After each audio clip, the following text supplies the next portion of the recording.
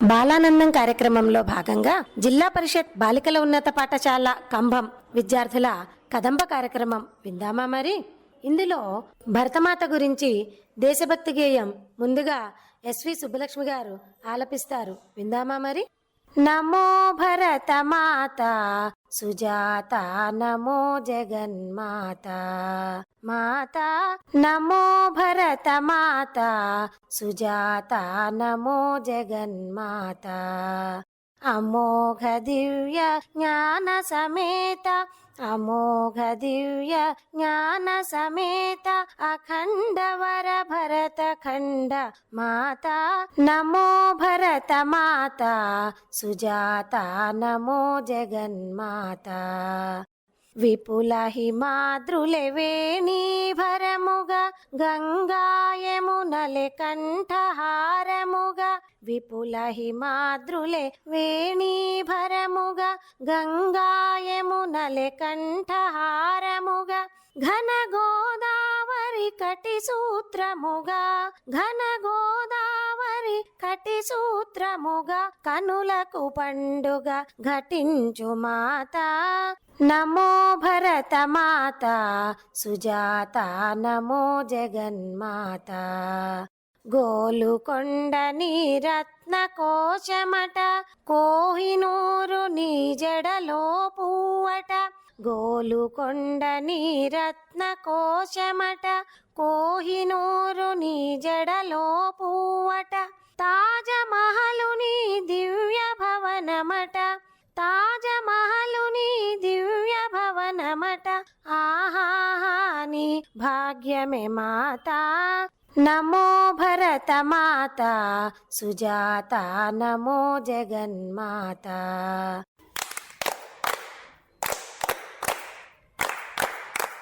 తెలుగు భాష గొప్పతనం గురించి పాడతానంటూ 8వ తరగతికి చెందిన డి ప్రశాంతి మన ముందరకొస్తోంది. విందామా మరి.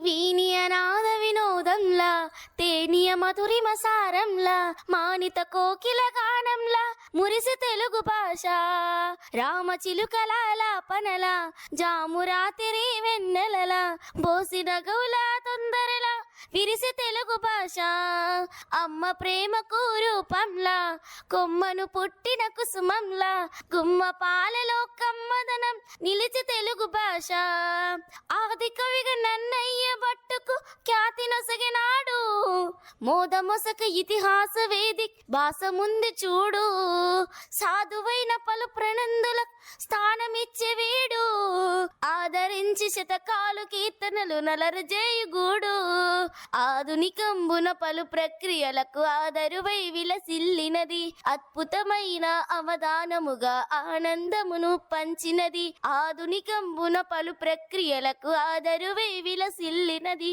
అద్భుతమైన అవధానముగా ఆనందమును పంచిన ఇది సాటి లేనిది మేటి అయినది ఇది సాటి లేనిది మేటి అయినది కోటి వర్ణగిరి తోట అయినది కోటి వర్ణగిరి తోట అయినది వీనియ నాద వినోదంలా తేనియ మధురిమ సారంలా మానిత కోకిల గానంలా మురిసె తెలుగు భాష రామ చిలుకలాపనలా జాము రాత్రి వెన్నెలలా బోసిన గౌల తొందరలా విరిసి తెలుగు భాష విజయనగర సామ్రాజ్య నాయకుని బిరుదుకున్న పలుకు ప్రజల నాలుకల పద్యగానమై ప్రణుతులందు కులుకు అజరామరమై బ్రౌన్ సేవ నలరాచుచున్న సరుకు గజారోహణము గణ పెండెరము గణత గొన్న తలుకు అజంత భాష హృదంతరాలో ఇటాలియంగా మెరిసింది సృజించలేనిది ప్రాచీన భాషను ప్రసిద్ధ హోదా పొందింది అజంత భాష హృదంతరాలో ఇటాలియంగా మెరిసింది సృజించలేనిది ప్రాచీన భాషను ప్రసిద్ధ హోదా పొందింది ఇది సంస్కృతైనది సత్కృతైనది ఇది సంస్కృతైనది సత్కృతైనది భావమైనది జీవమై వీనియ నాద వినోదంలా తేనియ మధురిమ సారంలా మానిత కోకిల గానంలా మురిసె తెలుగు భాష రామచిలుకల లాపనల జాము రాత్రి వెన్నెలల బోసిన గౌల దొందరల విరిసి తెలుగు భాష తెలుగులోన మాట్లాడేద్దాం తెలుగు సాహితిని చదివేద్దాం పలు భాషలలో పాఠవమున్న తల్లి తెలుగును మెరిపిద్దాం తెలుగు తల్లిని మురిపిద్దాం జయ హో తెలుగు జయ హో తెలుగు.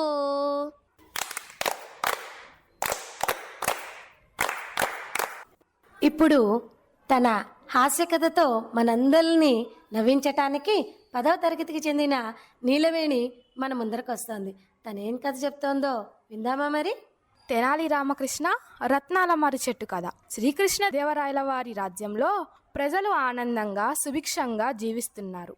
రాయలవారు కళలను కవులను ఎంతో ఆదరించేవారు. ఒకరోజు విదేశాల నుండి వచ్చిన ఒక గొప్ప పండితుడు రాయలవారిని సందర్శించడానికి వచ్చాడు. ఆ పండితుడు రాయలవారితో, మహారాజా, నేను ఎన్నో రాజ్యాలు తిరిగాను. మీ కీర్తి ప్రతిష్టలను విన్నాను. మీ ఆస్థానంలో మహాపండితులున్నారని విన్నాను. ముఖ్యంగా తెనాలి రామకృష్ణ వారి చమత్కారం గురించి విన్నాను. అయితే మీ రాజ్యంలో నిజంగానే కరువు లేదని నిరూపించడానికి నేను ఒక కఠినమైన పరీక్ష పెట్టాలనుకుంటున్నాను అని అన్నాడు. రాయలవారు ఆసక్తిగా, ఏమిటా పరీక్ష అని అడిగాడు. పండితుడు నవ్వి, మీ రాజ్యంలో ఉన్న అతిపెద్ద మర్రి చెట్టు కింద నేను ఒక వారం రోజులు కూర్చుంటాను. ఆ వారం రోజులు నాకు పచ్చి గాని పండు గాని లేని రత్నాల పండు కావాలి. ఆ పండును నాకు తెచ్చి ఇస్తే మీ రాజ్యం సుభిక్షంగా ఉందని నేను అంగీకరిస్తాను. లేదంటే మీ రాస్థానంలో సరైన మేధావులు లేరని నేను ప్రకటిస్తాను అని సవాలు విసిరాడు. రాయలవారు మరియు ఆస్థాన పండితులు ఆందోళన చెందారు. ఎందుకంటే మర్రి చెట్టుకు రత్నాల పండ్లు ఎక్కడి నుండి వస్తాయి? అది అసాధ్యమైన సవాలు. వికట కవి తెనాలి రామకృష్ణుడు మినహా మిగిలిన పండితులందరూ మౌనంగా ఉండిపోయారు. ఇది మన పరువు సమస్య రామకృష్ణ, నువ్వే ఏదైనా చేయాలి అని రాయలవారు రామకృష్ణుడిని కోరారు. రామకృష్ణుడు తన ఇంటికి వెళ్ళి తన భార్యతో విషయం చెప్పాడు. ఆ తరువాత తన భార్యకు ఒక ఉపాయం చెప్పి దాని ప్రకారం చేయమని ఆదేశించాడు.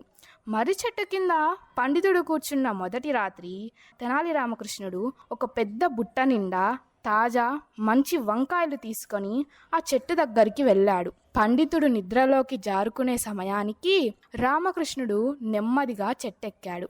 అప్పుడు తాను తెచ్చుకున్న వంకాయలను ఆ పండితుడు తల మీద, భుజాల మీద, వంటి మీద పడేలా విసిరాడు. వంకాయలు బలంగా తాకడంతో పండితుడు ఉలిక్కిపడి లేచి చుట్టూ చూశారు. కానీ చీకట్లో ఎవరూ కనిపించలేదు. చెట్టు నుండి ఏదో పడిందేమో అనుకొని మళ్ళీ పడుకున్నారు. రామకృష్ణుడు మళ్ళీ వంకాయలను అతనిపై విసిరాడు. ఈసారి పండితుడి భయంతో, ఎవరక్కడా, నన్నెందుకు బాధ పెడుతున్నారు అని అరిచాడు. అప్పుడు తెనాలి రామకృష్ణుడు మర్రి చెట్టు మీద నుండి ఒక గంభీరమైన భయంకరమైన గొంతుతో ఇలా అన్నాడు, ఓయి, నువ్వు ఎవరు? నేను ఈ మర్రి చెట్టుకు అస్థాన దేవతను. నేను 1000 సంవత్సరాలు తర్వాత రత్నాల పండును కాస్తున్నాను. ఈ పండు రేపే పండబోతుంది. నువ్వు ఇక్కడ కూర్చోవడం వల్ల నా పండుకు ఆటంకం ఏర్పడుతుంది. ఈ పండు పండే వరకు నా చెట్టు కింద నిద్రపోయిన వారిని నేను నా రత్నాల వాన కురిపిస్తాను. ఇవిగో నీపై పడుతున్నవే ఆ రత్నాల పండ్లు. ఇలా చెప్పి రామకృష్ణుడు వేగంగా బలంగా మరికొన్ని వంకాయలను ఆ పండితుడిపై విసిరాడు. వంకాయలను తగలడంతో పండితుడికి నొప్పి కలిగింది. చీకట్లో అవి చూడడానికి ఏదో వింతగా మెరుస్తున్నట్లు కనిపించాయి. పైగా ఆ రత్నాలు పచ్చిగా ఉండవు, పండుగా ఉండవు.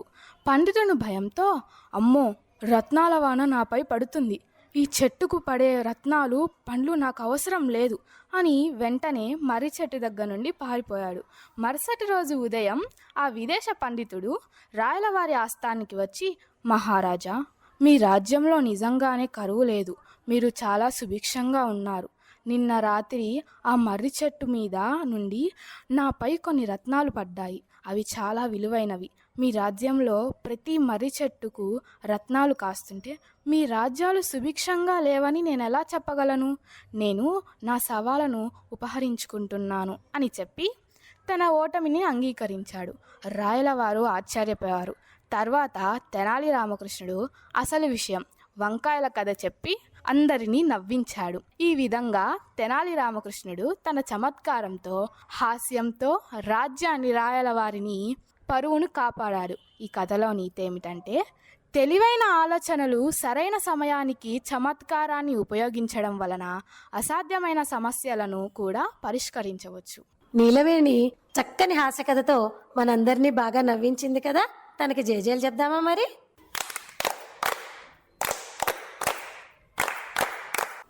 9వ తరగతికి చెందిన స్నేహప్రియ డిజిటల్ రక్షణ అనే అంశం గురించి మాట్లాడుతుంది. విందామా మరి? శ్రోతలకు నమస్కారం. డిజిటల్ రక్షణ కార్యక్రమానికి స్వాగతం. ప్రపంచమంతా ఇప్పుడు మన అరచేతిలో ఉంది. కానీ ఆన్లైన్ ప్రపంచం ఎంతో సౌకర్యవంతంగా ఉంది, అంత ప్రమాదకరమైంది కూడా. ఇంటర్నెట్లో మనల్ని మనం ఎలా కాపాడుకోవాలి ఇప్పుడు తెలుసుకుందాం. బలమైన పాస్వర్డ్. మీ మొదటి రక్షణ గోడ డిజిటల్ ప్రపంచంలో మీ ఇంటి తాళం పాస్వర్డ్. చాలామంది తమ పేరు, పుట్టిన తేదీ లేదా 1 2 3 4 5 6 వంటి సులభమైన పాస్వర్డ్లు పెడతారు. ఇది చాలా పెద్ద పొరపాటు. పాస్వర్డ్లు కనీసం 8 నుంచి 12 అక్షరాలు ఉండాలి. అందులో చిన్న అక్షరాలు, పెద్ద అక్షరాలు, అంకెలు మరియు ప్రత్యేక గుర్తులు తప్పకుండా ఉండేలా చూసుకోండి. ఇంకొక ముఖ్య విషయం ఏమిటంటే, ప్రతి అకౌంట్ అంటే జీమెయిల్, ఫేస్బుక్, బ్యాంక్ వేరువేరు పాస్వర్డ్లు వాడండి. ఒకవేళ హ్యాకర్లు ఒక పాస్వర్డ్ను దొంగిలించినా మిగతా అకౌంట్లు భద్రంగా ఉంటాయి. ఫిషింగ్ మోసాల పట్ల అప్రమత్తత. ఆన్లైన్లో జరిగే మోసాల్లో ఫిషింగ్ అనేది చాలా ప్రమాదకరమైనది. ఫిషింగ్ అంటే ఏమిటి? మీకు బ్యాంక్ నుండి, ఆదాయపు పన్ను శాఖ నుండి లేదా ప్రముఖ కంపెనీల నుండి వచ్చినట్లుగా నకిలీ ఈమెయిల్లు వస్తాయి. మీ అకౌంట్ బ్లాక్ అయ్యింది, వెంటనే ఈ లింక్ క్లిక్ చేసి వివరాలు ఇవ్వండి అని అడుగుతారు. గుర్తించడం ఎలా? ఇటువంటి ఈమెయిల్లో ఉండే లింకులు లేదా వెబ్సైట్ అడ్రస్సులు కొద్దిగా అసాధారణంగా ఉంటాయి. బ్యాంకుకు లేదా సంస్థ పేరులో ఏదో ఒక అక్షరం తప్పుగా ఉంటుంది. ఏ సంస్థ కూడా ఈమెయిల్ లేదా మెసేజ్ ద్వారా మీ ఓటీపీ, పాస్వర్డ్ను అడగదు అనే విషయాన్ని గుర్తుంచుకోండి. ఇటువంటి లింకులు ఎప్పుడు క్లిక్ చేయవద్దు. వ్యక్తిగత సమాచారం. ప్రైవసీ అనేది పవిత్రమైనది. మీ వ్యక్తిగత సమాచారాన్ని ఆన్లైన్లో పంచుకునేటప్పుడు చాలా జాగ్రత్తగా ఉండాలి. సోషల్ మీడియా జాగ్రత్తలు. మీరు ఎక్కడికి వెళ్ళారు, ఏం చేస్తున్నారు అనే వివరాలను వెంటనే పోస్ట్ చేయవద్దు. మీ సోషల్ మీడియాను ప్రొఫైల్ పబ్లిక్ కాకుండా ఫ్రెండ్స్ ఓన్లీ లేదా ప్రైవేట్గా సెట్ చేసుకోండి. మీ అడ్రస్, మొబైల్ నెంబర్ లేదా బ్యాంక్ వివరాలు అపరిచిత వ్యక్తులకు ఎప్పుడు ఇవ్వద్దు. ముఖ్యంగా డబ్బులు బదిలీకి సంబంధించిన మెసేజ్లు వస్తే ఆ వ్యక్తిని ఫోన్ చేసి నిర్ధారించిన తర్వాతే ముందుకు వెళ్ళండి. 2 ఫ్యాక్టర్ అథెంటికేషన్. మీ డిజిటల్ భద్రతకు అత్యంత శక్తిమైన సాధనం 2 ఫ్యాక్టర్ అథెంటికేషన్. ఇది ఎలా పనిచేస్తుంది? మీ పాస్వర్డ్ను ఎంటర్ చేసిన తర్వాతే మీ మొబైల్కు వచ్చే ఓటీపీ అంటే 1 టైం పాస్వర్డ్ లేదా సెక్యూరిటీ కోడ్ను కూడా ఎంటర్ చేయాలి. ప్రయోజనం: ఒకవేళ హ్యాకర్లు మీ పాస్వర్డ్ను తెలిసినా వారికి మీ మొబైల్ అందుబాటులో ఉండదు, కాబట్టి మీ అకౌంట్లోకి లాగిన్ కాలేరు. ప్రతి ముఖ్యమైన అకౌంట్కు జీమెయిల్, బ్యాంక్, సోషల్ మీడియా 2Fను ఆన్ చేయండి. ఫ్రెండ్స్, ఇంటర్నెట్ ఒక మహాసముద్రం. అందులో సురక్షితంగా ప్రయాణించాలంటే జాగ్రత్త, అప్రమత్త అనే 2 థ్రెడ్లు మనకు అవసరం. క్లిక్ చేసిన ముందు ఆలోచించండి అనే నినాదాన్ని గుర్తుంచుకోండి.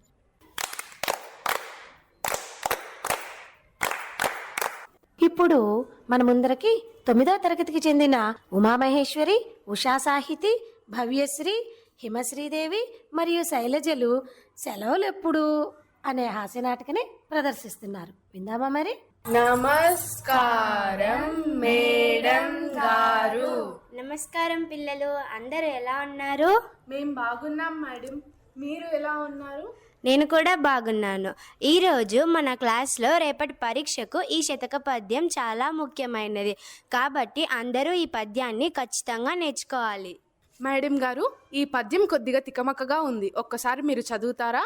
సరే వినండి. గడిచిపోయినట్టి క్షణము తిరిగి రాదు, కాలమూరకెప్పుడు గడపబోకు, దీపమున్న ఎప్పుడే దిద్దుకోవలె విల్లు, విలువ తెలిసి చదువు తెలుగు బిడ్డ. సరేనా? శైలజ, రేపు కూడా పరీక్ష. సంవత్సరంలో ఎప్పుడు సెలవులు వస్తాయో ఏమో. నిన్ననే కదా దసరా సెలవులు అయిపోయాయి. నీకు సెలవులే తప్ప ఇంకేం గుర్తుండవా? ఏమిటి భవ్య, నువ్వు పద్యం సరిగా వినడం లేదు? లక్ష్మి, నువ్వే చెప్పు. స్కూల్లో ఎప్పుడు చదివేనా, ఆటలు కూడా ఆడాలి కదా. నెక్స్ట్ స్పోర్ట్స్ హాలిడే ఎప్పుడు? అదే కదా నా బాధ కూడా. మనకి ఒక లాంగ్ వీకెండ్ రావాలి, ఎప్పుడు వస్తుందో కనుక్కోవాలి. ఏంటి ప్రియా, నువ్వు కూడా భవ్యలాగానే మాట్లాడుతున్నావు? భవ్య, శైలజ, ఏంటి మీ గుసగుసలు? నేను చెప్పే పద్యం వినడం లేదా మీరు? మేడం, మీకు ఒక చిన్న టెస్ట్. చెప్పు భవ్య. ఇయర్ ఎండ్ ఎగ్జామ్ తర్వాత ఎన్ని రోజులు వేసవి కాలం సెలవులు? ఖచ్చితంగా ఎన్ని రోజులు చెప్పండి మేడం, దానికి తగ్గట్టు మేము ప్లాన్ చేసుకుంటాం. కూర్చో భవ్య, కూర్చో.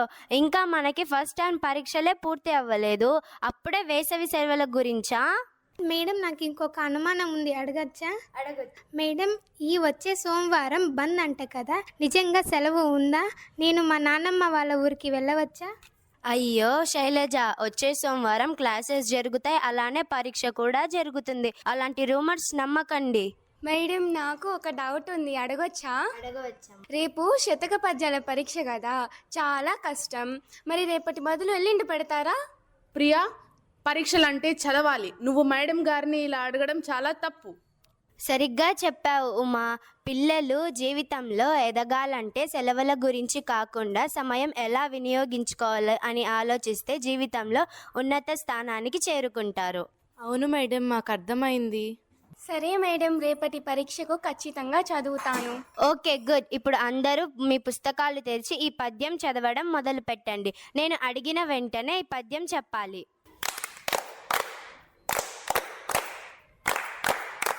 ఇప్పుడు మా కొద్దీ తెల్లదొరతనము అంటూ 6వ తరగతికి చెందిన మంజూష, త్రివేణి మన ముందరకు వస్తున్నారు. విందామా మరి? తెల్లదొరతనము దేవా, మా కొద్ది తెల్లదొరతనము, మా ప్రాణాలపై కుంచి మానాలు హరించే మా కొద్ది తెల్లదొరతనము దేవా, మా కొద్ది తెల్లదొరతనము. 12 దేశాలు పండుచున్నగాని పట్టడండ మేల లోపమండి, ఉప్పు ముట్టుకుంటే దోషమండి, నోట మట్టి కోటి పోతాడండి. అయ్యో, కుక్కలతో పోరాడి కూడా తినమంటాడు మా కొద్ది తెల్లదొరతనము దేవా, మా కొద్ది తెల్లదొరతనము. ఇప్పుడు భారతమాతకు జేజేలు అంటూ 6వ తరగతికి చెందిన గౌతమి, పరిమళ మన ముందరకు వస్తున్నారు. విందామా మరి? భారత మాతకు జేజేలు, బంగారు భూమికి జేజేలు. భారత మాతకు జేజేలు, బంగారు భూమికి జేజేలు. హాసెతు హిమాల సస్యశ్యామల జీవదాత్రికి జేజేలు. హాసెతు హిమాల సస్యశ్యామల జీవదాత్రికి జేజేలు. భారత మాతకు జేజేలు, బంగారు భూమికి జేజేలు. త్రివేణి సంగమ పవిత్ర భూమి, 4 వేదము పుట్టిన భూమి. త్రివేణి సంగమ పవిత్ర భూమి, 4 వేదములు పుట్టిన భూమి. గీతామృతను పంచిన భూమి, పంచశీల బోధించిన భూమి. పంచశీల బోధించిన భూమి. భారత మాతకు జేజేలు, బంగారు భూమికి జేజేలు. శాంతి దూతగా వెలసిన బాపు, జాతి రత్నమై వెలిగిన నెహ్రూ. శాంతి దూతగా వెలసిన బాపు, జాతి రత్నమై వెలిగిన నెహ్రూ. విప్లవీరులు వీరమాతలు, ముద్దు బిడ్డలై మురిసే భూమి. ముద్దు బిడ్డలై మురిసే భూమి. భారత మాతకు జేజేలు, బంగారు భూమికి జేజేలు. సహజీవనము సహభావనము సమతావాదము వేదముగా. సహజీవనము సహభావనము సమతావాదము వేదముగా. ప్రజాక్షేమము ప్రగతి మార్గము, లక్ష్యములైన విలక్షణ భూమి. లక్ష్యములైన విలక్షణ భూమి. భారత మాతకు జేజేలు, బంగారు భూమికి జేజేలు. ఆ ఆ ఆ. భారతమాతకు జేజేలు అని చక్కగా జేజేలు పలికారు. గౌతమికి, పరిమళకి మనం కూడా జేజేలు చెప్దామా?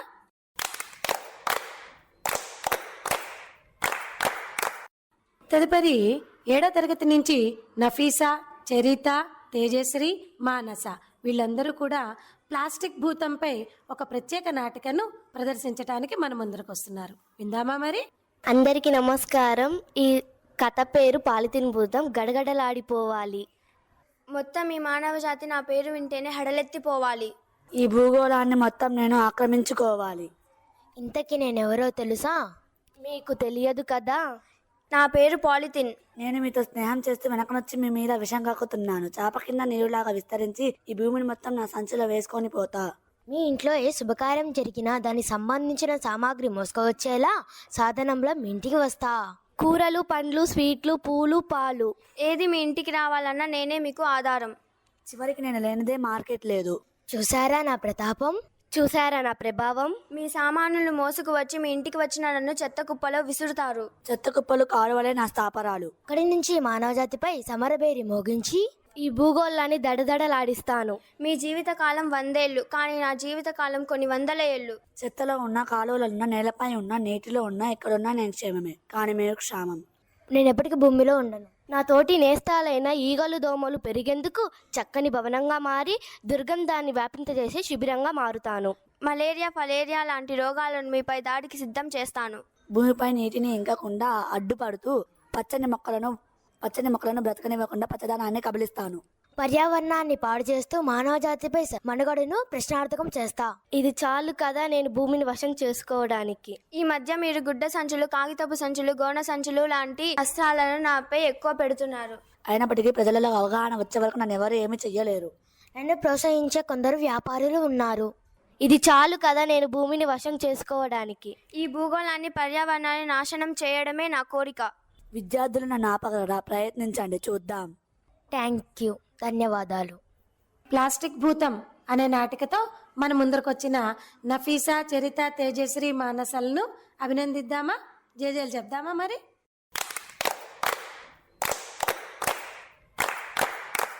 తదుపరి డి అనిత 8వ తరగతి తేనెల తేటల మాటలతో మన దేశమాతనే కొలుదమా అంటూ మన ముందరకు వస్తోంది. విందామా?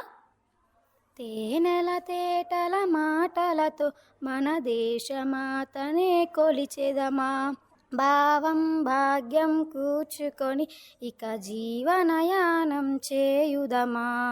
సాగర మేకల చుట్టుకొని సురగంగ చీరగా మలచుకొని గీతాగానం పాడుకొని మన దేవికి ఇవ్వాలి హారతులు. తేనెల తేటల మాటలతో మన దేశమాతనే కొలిచెదమా. గంగా జటాధర భావనతో హిమశైల రూపమే నిలబడగా గలగల పారే నదులన్నీ ఒక బృందగానమే చేస్తుంటే తేనెల తేటల మాటలతో మన దేశమాతనే కొలిచెదమా. ఎందరో వీరుల త్యాగ ఫలం మన నేటి స్వేచ్ఛకే మూలధనం. ఎందరో వీరుల త్యాగ ఫలం మన నేటి స్వేచ్ఛకే మూలధనం. వారందరినీ తలచుకొని మన మానస విధిని నిలుపుకొని తేనెల తేటల మాటలతో మన దేశమాతనే కొలిచెదమా. భావం భాగ్యం కూర్చుకొని ఇక జీవనయానం చేయుదమా. చిన్నారి చక్కగా చెప్పింది. బాలానందం కార్యక్రమంలో భాగంగా జిల్లా పరిషత్ బాలికల ఉన్నత పాఠశాల కంభం విద్యార్థుల కదంబ కార్యక్రమం చక్కగా ఉంది కదా. అందరికీ జేజేలు చెప్దామా?